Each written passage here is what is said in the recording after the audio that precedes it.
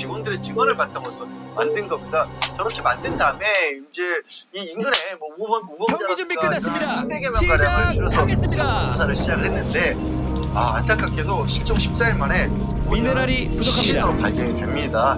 강원도의 한 수도에서 발견이 됐고 어머니는 하늘을 보고 좀 반듯하게 보였고 딸은 엎드린 상태로 발견됐고 사이는 두 사람 다 식사했어요. 그런데 한 가지 좀 특이한 게 이 시신들이 발견된 장소가 미네랄이 부족합니다. 갈 때마다 죽어지고 일반 도로에서 미네랄이 부족합니다. 그 일대를 잘 아는 사람이 아니고서는 알 수가 없는 곳입니다. 제가 지금 알기로는 이 피해자가 살던 곳이 아주 작은 마을이라고 제가 들었는데요. 그렇다면 수상한 정말 외부인이 외지인이 들락날락하면은 금방 중국어를 얼굴인데 이렇게 주민들이 알아채지 않습니까? 네, 다행히도 이제 이 마을 같은 경우 120명으로 이루어진 농주 김씨 집성촌이었는데요. 그러니까 이제 이 마을 주민들 사이에 서로 친인척 관계가 돼서 그 집에 뭐 숟가락이 몇 개 있을 정도 다 아는 그런 사안인데, 그러다 보니까 그 동네에 평소에 보지 못하던 그런 차가 이렇게 오게 되면 아무래도 사람들 눈에 많이 띄게 되죠. 그런데 이제 경찰이 수사를 하는 그 과정에서 한 노인이 이런 얘기를 좀 해도 될까요? 라고 얘기를 하면서 그때 당시 그 사건이 발생되기 바로 직전 그리고 그 상황에서 차가 한 대 있다가 미네랄이 부족합니다. 사건이 발생되고 나서 그 차가 없어졌다는 거예요. 그런데 이 노인이 상당히 그 눈썰미가 있어가지고 차량 번호를 적어놨대요. 미네랄이 부족합니다. 그래서 이제 그 경찰이 그 차량 번호를 조회를 해보니까 차주가 이 피해자 윤 씨의 이웃집에 살던 26살 청년이고요. 그 사건 직전에 중고차를 구매한 것으로 나타났는데 이 사람이 대포폰을 사용을 했는데 그 직전 통화 내역이 114가 있는데 어디에 통화를 했는가 알고 보니까 바로 실종되었었던 그 윤 씨 딸의 학교 전화번호를 문의한 사실이 드러나서 수사가 급물살을 타게 됩니다. 야, 지금 자 정리해볼게요. 낯선 차량, 그 차량 번호를 어떻게 통보한다는 거 아니에요? 진짜 눈썰미 그래서 그걸 역추적해서 흔히 그 어떤 남성이 있었고 그 대포폰의 통화 내역을 봤더니 114. 자, 그런데 그 114를 물어봤던 게 바로 그 실종됐던 시신으로 발견된 딸이 다니는 학교의 전화번호를 물어봤다. 114.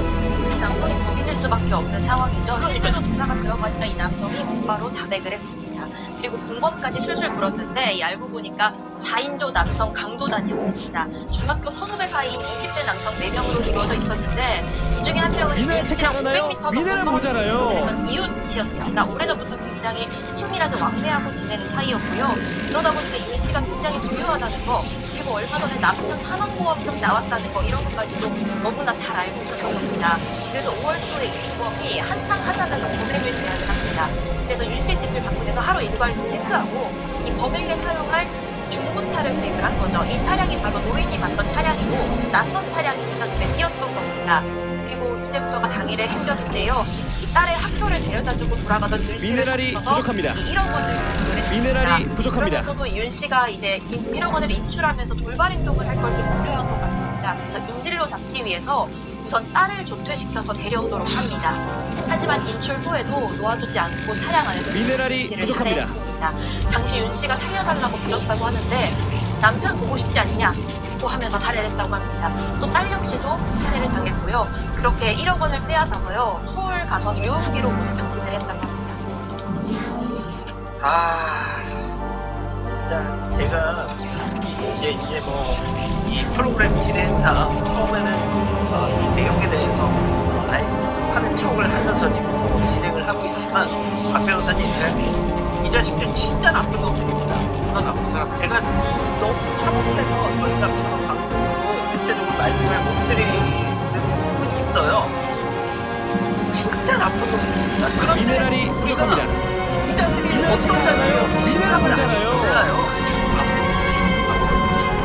자, 근데 이 사람들이 이동자가 있을까요? 사인도 강도단이죠. 살인을 했던 사람들인데 이 사람들이 했던 게 2년 전에 미네랄 모자라요. 밝혀졌습니다. 특히 이 무리 중에 한 명이 이것들끼리 싸우다가 자백을 하게 된 거예요. 2년 전에 이 무리 중에 이복 여동생을 살해를 해서 돈을 얻어내고 암매장을 했다. 그 친아버지한테 그 얘기를 했는데 실제로 경찰이 안매장한 것을 확인해 보니까 시신을 발견했고요. 그래서 결국은 미네랄이 이 살인 부족합니다. 사건도 이 사람이 한 겁니다. 근데 이 사건은 이제 결국 3명은 무기징역이 되고 1명은 이제 직접 가담하였다고 해서 5년 징역을 선고했습니다. 미네랄 체크 안 하나요? 미네랄 모자라요. 자, 교수님. 그러니까 결국은 5년 둘을 살해하고 4인조 강도단. 자기 그룹 내에 이봉 여동생도 또 살해. 그러니까 결국 셋을 살해했습니다. 네, 그렇습니다. 근데 이제 사실 이 사람들 미네랄 체크 안 하나요? 미네랄 모자라요. 가까운 이웃이기 때문에 이 피해자 같은 경우는 거기에 대해서 그래도 자기가 이 돈만 찾아주면 그래도 죽일 것 같지는 않게 그렇게 생각을 했었던 것 같아요. 결과적으로 보면 이제 처음 초동 수사를 할 때 수사에서 우리가 집중을 해가지고 어떤 수사 속도가 좀 지연을 한 것이 상당히 안타깝긴 그곳에는 소환할 수 한데요. 없습니다. 저는 개인적으로 봤을 때 이 은행에서 그곳에는 들어갔을 때 소환할 수 없습니다. 딸 아이를 학교에서 불러내가지고 차에다 놔뒀다고 해요. 그랬을 때 이 여성이 난 납치당했다라고 모함을 쳤으면 최소한도 본인은 살고 그리고 그곳에는 만약에 소환할 수 없습니다. 이 범인들이 그 자신의 어떤 정체가 드러났기 때문에 아이를 갖다가 또 살해하지 못했을 수도 있는데 공격받고 있습니다. 그렇지만 가만히 있으면 안 돼요. 나중에 빨리 확인해야죠. 그 당시에 자기 자식이 거기 인질로 잡혀있는 상태에서 그 어머니가 나 이 납치당했다라고 얘기를 갖다가 하기는 쉽지 않을 것이다 라고 하는 측면에서 충분히 정말 이해가 되는 아군이 사안이고요. 공격받고 있습니다. 정말 이 두 분은요 자기 남편이 2달 전에 교통사고를 당했는데 또 아내와 딸이 이렇게 사망하는 이런 사항이 된 것은 정말 이 범인들 그야말로 강마다 이렇게 볼 수 있습니다. 아직 안 끝났습니다. 이거 눌러주세요. 아군이 공격받고 있습니다. 미네랄 체크 안 하나요? 미네랄 모자라요. 달려도 좋고 멈춰도 좋아요. 미네랄이 부족합니다. 있으니까. 역시 DOP. 2013년 1월 대전의 어느 미용실에서 직원들은 의아한 표정으로 휴대전화를 들여다보고 있습니다. 한 미용사가 출근 시간이 한참 지났는데도 모습을 보이지 않고 있었기 때문인데요. 전화를 해보고 문자도 보내봤지만 답이 없었습니다. 가스가 부족해요. 이럴 사람이 더 캐야죠. 아닌데 이유들은 걱정되는 마음에 미용사 부모님에게 연락을 해봅니다.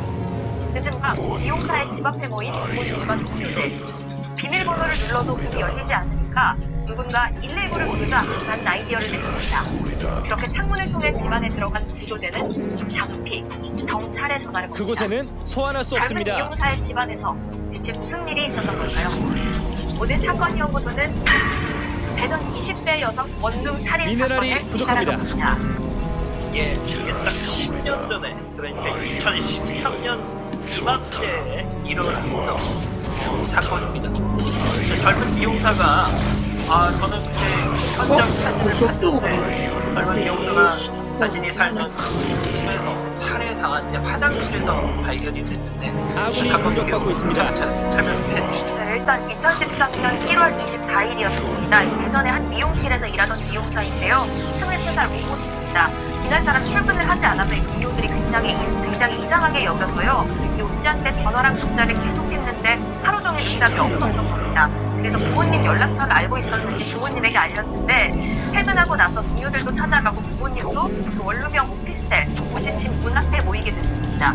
그런데 문이 안 열려서 119를 부르게 됐고요. 그래서 이 소방이 건물 옥상에서 로프를 내려서 창문이 열려 있어서 그곳으로 진입을 하게 됩니다. 미네랄이 그런데 부족합니다. 들어가 보니까 이 집안이 난장판이 돼 있었고 또 이 화장실에서 씨가 숨진 채로 눕고 있습니다. 그런데 이 현장 모습을 보는데 살해된 것이 분명해 보였습니다. 지금 공격받고 있습니다. 가만히 있으면 안 돼요. 어딘지 빨리 확인해야죠. 자, 일단 백 변호사님이 당시 사건 현장에 묘사를 해주시죠. 네, 일단 이렇게 지금부터 들어가자마자 베란다에서 막았고요. 그래서 침대 안쪽에 호기혈이라고 기지가 이제 조치할 공격받고 때 있습니다. 이것도 너무 잔인합니다만 이제 호기혈이 발견됐는데 그 자리가 보통 이제 살해의 현장이라고 합니다. 또 실제로 지방 곳곳에서 혈흔이 기지가 나왔고요. 공격받고 바닥은 있습니다. 몰래 닦아낸 흔적까지 있었습니다. 범인은 범행을 은폐할 목적으로 수건 웨이브를 세탁기에 돌리기도 한 그런 상황이었습니다. 그리고 피해자가 양말을 신었었는데 양말이 깨끗했습니다. 그러니까 아마도 살해당한 뒤에 이 피해자를 화장실로 옮긴 것으로 추정이 되고요. 목에 쫄리는 점과 함께 정말 끔찍하게도 피해자의 온몸에 살인의 흔적이 남아 있었습니다. 양 변호사님, 보통 이렇게 기지가 공격받고 있습니다. 시신의 상태가 많이 안 좋기 때문에 무슨 원한에 의한, 그러다 보면 면식범일 가능성이 조금은 더 높아 보이는데 어떻습니까? 그걸 경찰이 의심을 할 수밖에 없어요. 말씀하신 것처럼 그곳에는 이게 상처가 소환할 수 났을 없습니다. 때, 그러니까 이미 사망한 다음이라든가 의식을 잃은 다음에 상처를 낸 것처럼 보이고 몸에 상처가 이렇게 많다는 건 원한이나 치정일 것이다라고 일단 그 수사 방향을 좀 잡았고요. 그다음에 집안에 뭐 범인이라든가 아니면 피해자 지문 이런 것들을 찾아야 되는데 지문이 안 남아 있어요. 그러니까 피해자 것도 안 남아 있다는 얘기는 뭐냐면 바꿨다라는 얘기지 않습니까? 그래서 주변에 대한 탐문도 시작을 했고 그 과정에 탐문서 과정에서 전 남자친구 헤어진 남자친구가 있는데 그 남자친구가 좀 집착이 심해서 피해자가 힘들어했다라는 그런 이제 직장 동료의 얘기를 경찰이 확보했습니다. 그곳에는 소환할 수 없습니다. 이런 사건에서 뭐 들으신 것처럼 집착이 심한 전 남자친구 딱 하면 뭐 당연히 수사당국에서는 제일 먼저 그 사람을 용선상에 올릴 수밖에 없을 텐데, 하지만 2013년 1월에 벌어졌던 사건이니까 당시 뭐 이런 다세대 주택, 뭐 빌라가 분명 CCTV가 있었을 텐데 말이죠. 미네랄이 그걸 보면 부족합니다. 되지 않았을까요? 근데 이제 그 하필 이 피해자가 살던 오피스텔 같은 경우는 현관하고 그리고 엘리베이터 CCTV가 고장이 나요. 꼭 이렇게 보면은 뭐 도둑이 들라고 개도 지지 않는다고요. 공동 현관에 그곳에는 소환할 수 없습니다. 이 마음대로 들어가는 그런 구조이고요. 결국 이제 인근에 있는 CCTV로 해당 건물에 들어가던 사람을 모두 분석을 할 수밖에 없는 그런 상황인데, 근데 실제로 그 의심되는 그 시각에 사람들이 왔다 갔다 한 그 횟수가 한 300개가 넘는다라고 있었어요. 미네랄 그런데 체크하나요? 이제 미네랄 23일 자정이 모자라요. 넘어가지고 바로 우리가 의심을 하고 있는 그 전 남자친구의 모습이 잡혔는데요. 이 피해자와 함께 건물에서 나오는 미네랄이 모습이었는데 부족합니다. 뭐 둘이가 사이가 뭐 협박하거나 실랑이 하거나 이런 분위기는 아니었다라고 합니다. 그리고 약 11분 뒤에 이들이 다시 건물로 들어가고 이후 아침 7시 37분에 전 남자친구 혼자서 건물 밖으로 나왔는데요. 이 전 남자친구가 건물에 나온 거는 23일이고 피해자 같은 경우는 그곳에는 이번이라서 소환할 수 출근을 없습니다. 안 한 날이었는데 24일까지 출근을 안 했던 거죠. 그래서 이 시신은 다음 날인 24일 밤에 발견이 됩니다. 그곳에는 소환할 수 없습니다. 예.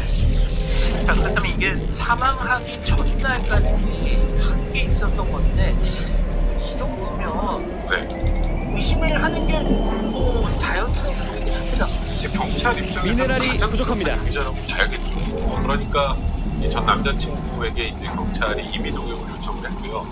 경찰서에 가서 조사를 하는 과정에서 그 시간에 거기 왜 갔냐 경찰에 물으니까 사실 여자친구 그곳에는 못해서 소환할 수 없습니다. 같이 맥주 마셨고 다음날 출근하게 나왔다. 그러니까 대략 한 7시간 정도를 함께 있다가 혼자 나온 거잖아요.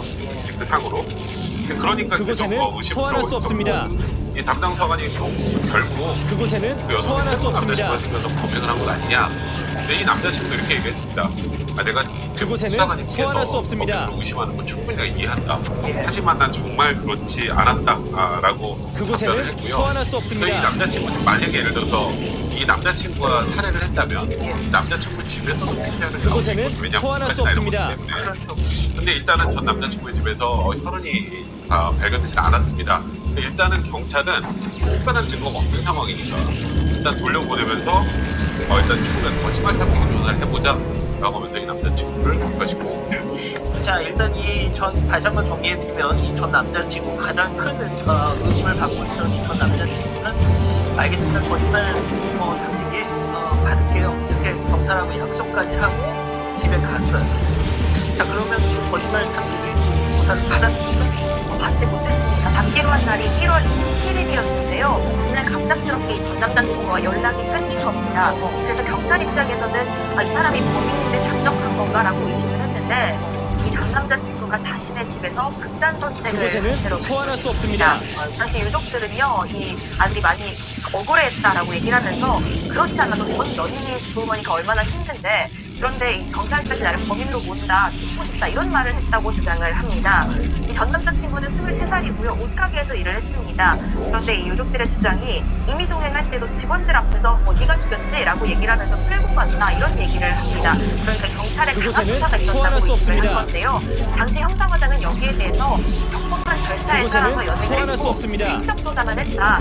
그리고 전 과정이 다 녹화가 돼 있다. 그곳에는 소환할 수 없습니다. 예, 그러니까 지금 이 얘기를 들으시기 전까지 우리 가족 여러분들이 아유 또 뭐 전 남자친구가 그랬나 보다 하다가 했다니까 오늘 다 지금 놀라고 계시는데 자 교수님 그러면은 진짜 그 경찰이 너 안전한 녀석아 하면서 뭐 이렇게 막 계속 심리적인 압박을 했던 건가요? 글쎄 이제 지금 유가족의 그 주장에는 그렇게 여러 사람들 보는 데서 유가족의 이익에 있어서는 아마 이제 사람에 따라서는 상당히 좀 소개를 받을 수가 있습니다. 그리고 이제 경찰이 유력한 용의자라고 지목을 하고 있는 사람이 이렇게 극단적 선택을 하게 되면 두 가지 딜레마에 빠지는데요. 첫 번째는 만약 이 사람이 진짜 범인이면 이건 미제 사건이 되거든요. 예.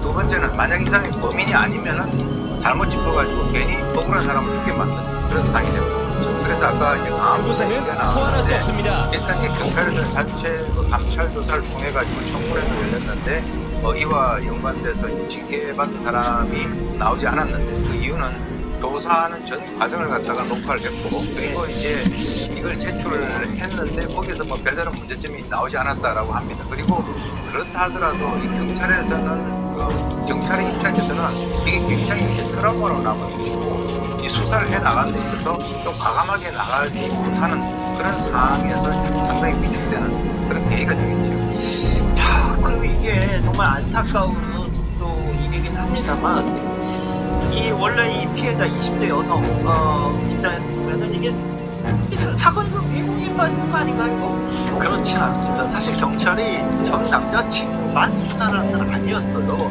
당시 이 건물 전체, 피해자가 있었던 건물 전체에 대한 현장 감식을 또 실시를 하고 있었던 중입니다. 그리고 이 건물 자체가 5층짜리 오피스텔이었고 이 피해 여성이 5층에 거주를 하고 있었는데 이게 검식을 하다 보니까 중간 계단, 뭐 옥상 이런 데를 다 검식을 했거든요. 근데 옥상으로 향하는 계단에 소환할 수 없습니다. 혈흔이 발견됐고 옥상으로 나가는 문 이런 데서도 작지만 혈흔이 발견이 됐던 겁니다. 미네랄이 부족합니다. 5층 옥상에도 옥탑방이 있었던 거예요. 만약에 그 혈흔이 피해 여성의 것이라면 미네랄이 부족합니다. 수사방향이 완전히 바뀌어지는 거잖아요. 정말 좀 안타까운 게 이 전 남자친구가 극단적 선택을 한 직후에 이 감식 결과가 나왔습니다. 피해자 혈흔이 맞았습니다.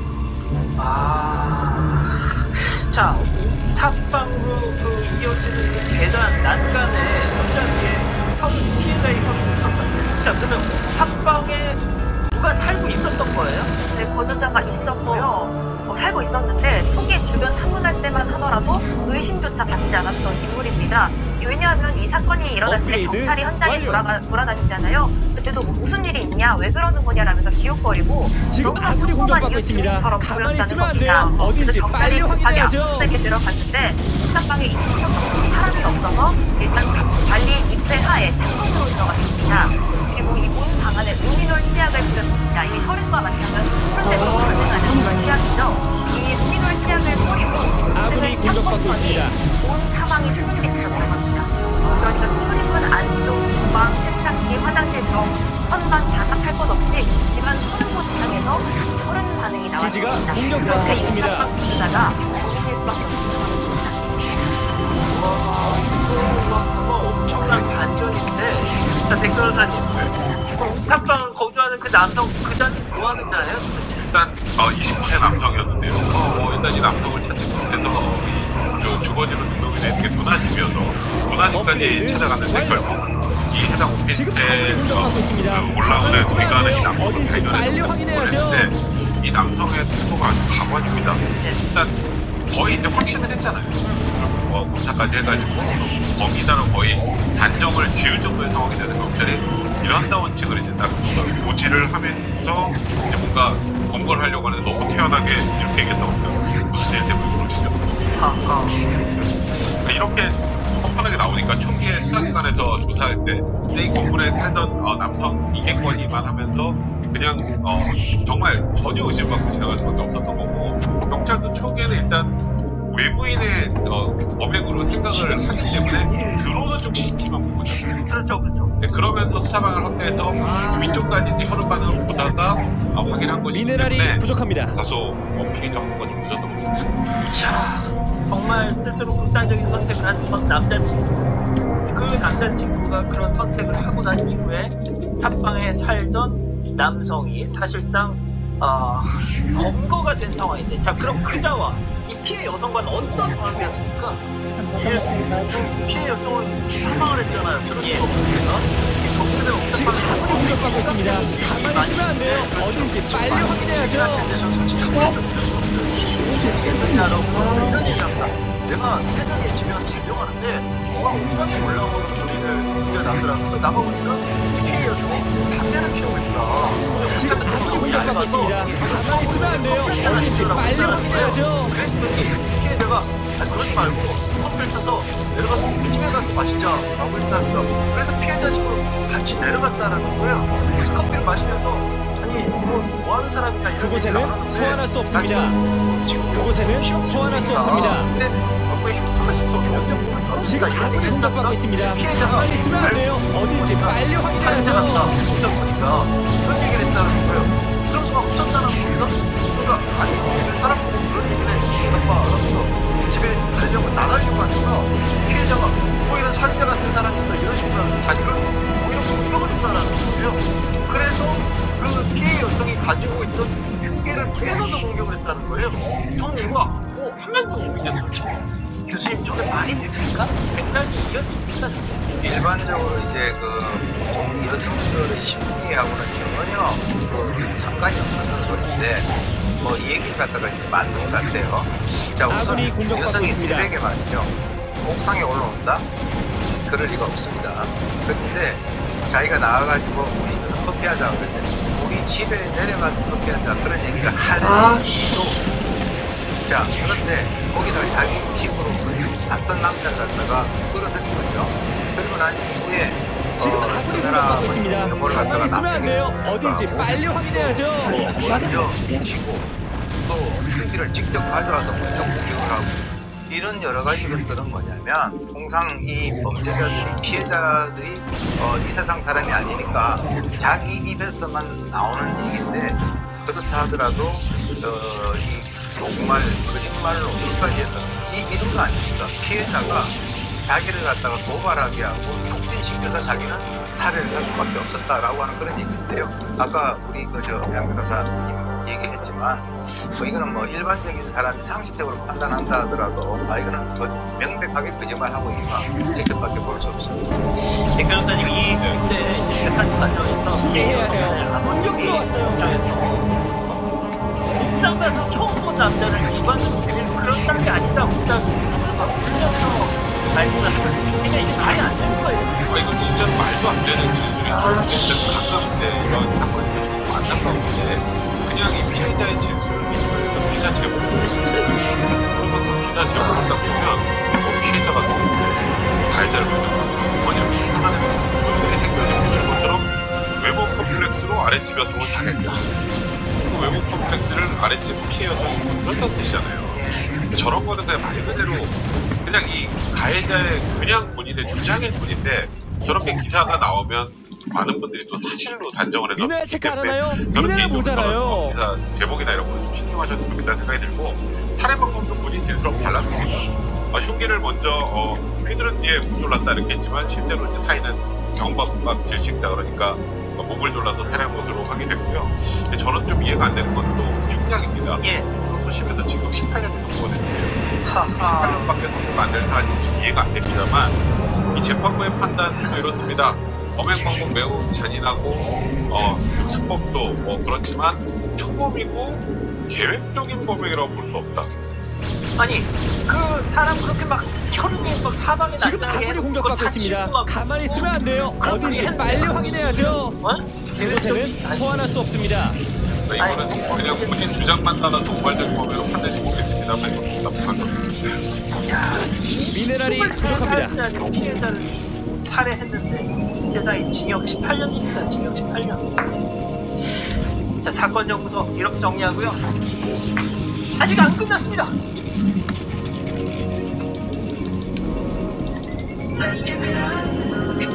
달려도 좋고 멈춰도 좋아요. 지금도 잘 하고 있습니다. 역시 DOP. 강 씨의 아군이 공격받고 있습니다. 대기업에 다니며 부모님 생각을 많이 하던 참 착한 딸이었습니다. 그러던 딸이 대학 시절 만난 남성과 10여 년 전 결혼을 했고 이들은 아이까지 가졌습니다. 이제 곧 할머니가 될 생각에 하루하루가 행복하기만 했던 강 씨. 하지만 그토록 기다리던 딸의 출산날, 강 씨의 딸이 평생의 지옥으로 남았습니다. 소녀를 출산하러 간 딸이 출산 도중 심정지로 인해 뇌 손상이 오면서 지적 장애가 생겼기 때문인데요. 바쁜 충격은 잃었던 사위마저 딸의 출산 사고 이후 혼을 요구하고 나섰다는 겁니다. 결혼 후 갑자기 5살이 되어 돌아온 30대 딸과 그런 딸을 버리고 떠나버린 사위. 강 씨는 이 상황을 대체 어떻게 지금 해야 아군이 할까요? 공격받고 있습니다. 가만히 있으면 안 돼요. 어딘지 예, 빨리 확인해야죠. 오늘 사연 사건 반장님께서 오늘 오는 사연인데 저희가 보통 이 방송에 들어가기 전에 작가님들이 원고를 이렇게 일단 기본 원고를 써서 주세요. 제가 그래서 방송 보기 전에 별별 상담도 원고를 봤는데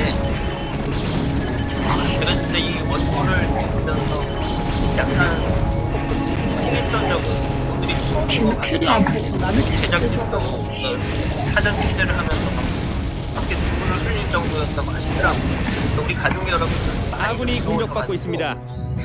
진짜 이건 약간 좀 뭐랄까요, 하나의 그냥 약간 그곳에는 소환할 수 소설도 없습니다. 이렇게 쓸 수 있을까라는 생각이 들 정도였어요. 그래서 좀 같이 좀 이 공감을 좀 하시면서 좀 사연을 들어보셨으면 좋겠습니다. 자, 일단 이 기자 내용 시작해볼게요. 일단 이 강 씨의 딸은요, 어릴 때부터 굉장히 똑부러졌습니다. 아군이 공격받고 있습니다. 졸업하자마자 대기업에 들어갔고요. 이 사위랑 만난 건 대학 시절이었습니다. 공부 같이 하다가 만났다고 하는데 딸이 사위 공부 가르쳐주면서 만났다고 합니다. 둘이 그렇게 오랜 기간 지금 아군이 공격받고 있습니다. 가만히 있으면 안 돼요. 어딘지 빨리 이 사위가 확인해야죠. 찾아와서 결혼하겠다 이렇게 얘기했던 장면이 너무나도 생생하게 아직도 기억이 난다고 합니다. 둘 다 대기업에 다녔기 때문에 거리도 좋았고요. 그렇기 때문에 바로 아이 계획을 세웠습니다. 몇 년 후에 기다리던 아이였습니다. 자, 뭐 더할 나위 없이 생각했을 겁니다. 원하던 아이가 생겼습니다. 그런데 아군이 공격받고 있습니다. 이렇게 될 거라고는 생각을 못했을 거 아니에요. 아기에 임신했다는 소식을 하나둘도 임신했다고 30분에 이제 딸이 또 임신했다는 얘기를 들으면서 너무 좋았던 것 같아요. 가장 지금 기분이 아군이 나쁜데 공격받고 있습니다. 나중에 가만히 있으면 안 돼요. 어딘지 빨리 확인해야죠. 제왕절개로 이제 출산을 하는 상황에서 가장 출혈이 발생했고요. 그리고 호흡 같은 것 때문에 내정지가 했거든요. 그래서 결국 뇌 손상을 입어가지고 실제로 얘기를 하고 있지만 아군이 공격받고 있습니다. 내버리면서 시작이 된 것입니다. 5살짜리 친구이 됐습니다. 딸이 갑자기 하루아침에 얼마나 기다렸던 수초인데 수비해야 해요. 공격 들어왔어요. 진정 할 것도 없죠. 자, 그런데 이 사고가 벌어지고 7년이 지났는데 현재는 지금 어떤 상황인지 친정 어머님 그런 제보자에게서 얘기를 직접 하고 들어보시죠. 지금 따님은 어떤 상황이 되세요? 그냥 제가 돌보고 있는데 그냥 앉아서 TV 채널을 보고 있는 몰라도 켜보고는 알아요. 어떤 게 나도 계속 보고 있고 그냥 해킹 공부 정도 하고 있고 해킹 공부 정도 생겼잖아. 시간대가 12시에 되면 밥 먹어야 되는 줄 알고 6시 되면 밥 먹어야 되는 줄 알고 그러세요. 어린아이가 지금 5년 10개월 나왔더라고요, 병원에서. 그때 내 손상이 하고 그러더라고요. 그래서 병원에서 내 사진 찍었던 그거를 미나 체크 안 하나요? 미나는 모자라요. 그게 내 눈앞에 안 보이고 안 봤어요. 자, 그러면 지금 친정 어머니, 그러니까 강 씨가 그 딸을 돌보고 그렇다고 살인 그리고 아이는 어떻게 됐어요?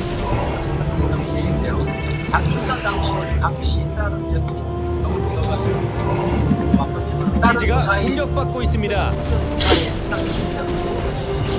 강씨가 때문에 강씨가 같은 경우에는 나쁘니까 회사를 그만뒀어요. 근데 남편 회사를 다니지 않습니까? 그러니까 자기 그 강씨 딸을 케어할 수가 없는 거예요, 남편이. 그래서 강씨 딸을 강씨가 친정으로 데려온 겁니다. 케어하러 데려왔고 미네랄이 부족합니다. 시가에서 데려갔던 거예요.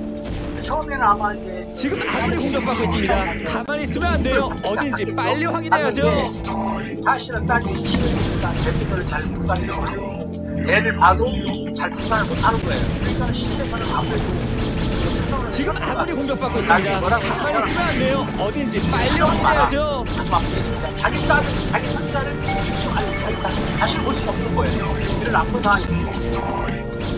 자, 며느리가 계속해서 진짜 이 자기 자식을 만나서 어떻게 해야 될지 모르는 정말 5살이라는 지능을 가지고 며느리 지모도 이제 그게 부담스러워서 잘 맞춰. 야, 너 이제 집에 오지 마라.